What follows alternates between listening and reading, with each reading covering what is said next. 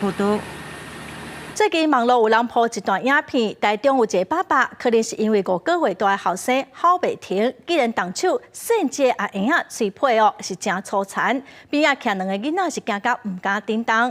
社会局表示讲已经联络因的妈妈，也毋过这妈妈已经带2个囡仔伫外地生活咯。社会局嘛已经协助申请这个囡仔的保护令，嘛评估讲敢需要安置。一个爸爸因为违反儿少法，会罚款6万到60万。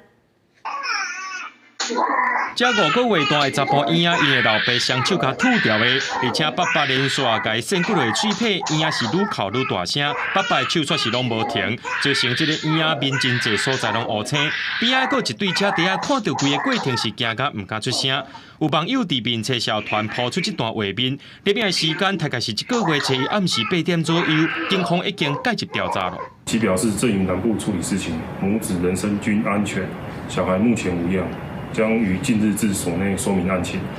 警方确定婴仔安全无问题了后，7月早起去到婴仔的爸爸，也就是姓江的查甫人上班的所在，要了解案情，毋过找无到人。社会局接到警方通报了后，也随进行调查，发现姓江的查甫人和太太无带做伙，2个人分别照顾4个囡仔。查甫婴仔本底是和爸爸带，毋过案件发生了后，妈妈已经带走。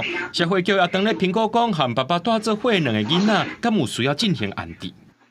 那为了保障4名孩子的人身安全，社工会依职权申请保护令。那目前也在跟案父讨论是否有其他照顾资源来协助案父照顾另外2名孩子。台中市教育中心表示，除了依照这款协助申请这个婴仔保护令以外，针对爸爸教养方式若准有无妥当，也要求爱接受亲戚教育课程，若准搁再发生类似案件，会依照违反儿少权法，罚6万到60万，而且要追究刑事责任。记者综合报道。